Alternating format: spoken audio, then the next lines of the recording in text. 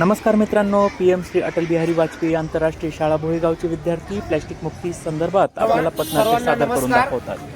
आपल्या या आठवडे बाजाराच्या दिवशी आमच्या पीएम श्री भारतरत्न अटल बिहारी वाजपेयी आंतरराष्ट्रीय शाळा भोयेगाव यामधील विद्यार्थी आपल्या समोर प्लास्टिक मुक्ती याविषयी एक पथनाट्य सादर करताय. प्लास्टिकचा वापर आपण प्रत्येक ठिकाणी करतो. आपल्याला बाजाराला कुठल्या गोष्टी घ्यायला शॉपिंगला गेले सगळ्या गोष्टींना आपण प्लास्टिकचा वापर करतो. परंतु प्लास्टिक आपल्या जीवनासाठी किंवा पर्यावरणासाठी किती घातक आहे त्याचं विघटन हजारो वर्ष होत नाही. तर या प्लास्टिक पासून होणारे दुष्परिणाम आणि प्लास्टिक मुक्ती आपल्याला काय गरजेचे आहे तर हे पथनाट्याद्वारे आमचे विद्यार्थी आपणासमोर सादर करतात. भारतरत्न अटल बिहारी वाजपेयी आंतरराष्ट्रीय शाळा भोईगाव. नमस्कार, माझे नाव सिद्धी अलिबाग. आम्ही आता सहावीचे विद्यार्थी आपणासमोर प्लास्टिकचा वापर या विषयावर एक पथनाट्य सादर करून दाखवत आहोत. ते तुम्ही लक्षपूर्वक ऐकावे ही नम्र विनंती.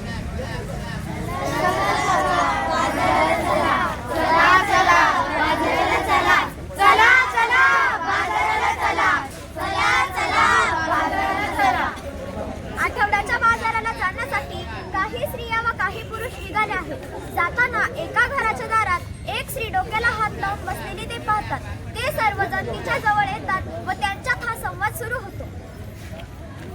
मले बाजाराला जायचं नाही, मले बाजाराला जायचं नाही. का ग बाई, का ग बाई, का ग बाई? न ग बाई, न ग बाई, न ग बाई. का बरं जायचं नाही? कारण काय ते सांगशील की नाही? अव बाजाराला जायचं, कशा कशाची खरेदी करायची? कशा कशाची?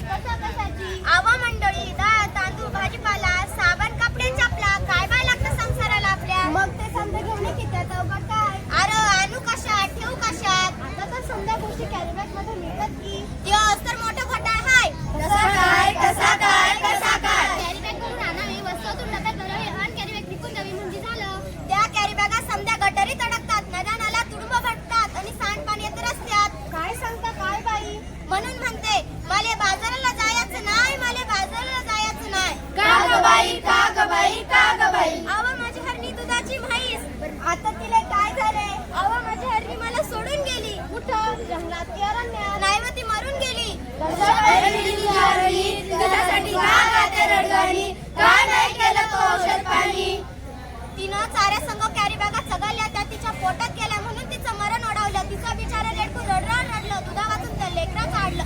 माझं मन खूप तडफडलं. प्लॅस्टिकचं कचरा हेच कारण जनावरचं ओढत आहे मरण. म्हणून म्हणते काय म्हणते मला बाजाराला जायचं नाही, मला बाजाराला जायचं नाही. हवं सरकारने काढलाय आदेश, प्लॅस्टिक नका वापरू हे त्यातला विशेष. सजीवांना वाचूया हा दिलाय संदेश. पेपरातली बातमी वाचली की नाही? सांग रे बाबा सांग, मला आठवत नाही. पेपरात आलाय तरी काय? त्या समुद्र किनाऱ्यावर काय झालं? त्या समुद्र किनाऱ्यावर मरून पडली बिचारी 2000 कासवं. त्यांच्यासाठी वाहतं डोळ्यात नासवं. अरे फार वाईट घडलं. प्लॅस्टिकच्या विख्यातून ज्याचं नाहीच वाचलं. ध्यान देऊन ऐका, एवढंच नाही आणखी आखरीत घडलंय काय? प्लॅस्टिक वापरू नका सरकारनं केलाय कायदा. सजीवन वाचवायला केलाय वायदा. खरंच की काय? आपण पोळा गावात खाणार काय? आपली काळी माय ओसाड होत आहे. कशी काय? जमीन नांगरली, प्लॅस्टिकची जाळी वरती आली. शेतात पीक कसं येईल? कशी मिळते थंडीवर कणसं? म्हणून म्हणते मला बाजाराला जायचं नाही, मला बाजाराला जायचं नाही. यापेक्षा मी सांगते तसं कर. समजा लोकांना उद्देश कर. तेव्हा काय?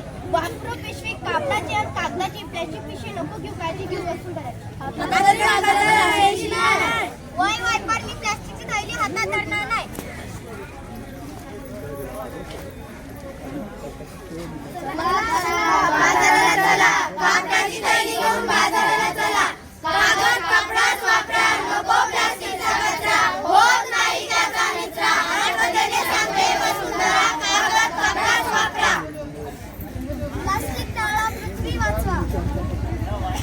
छान छान छान छान.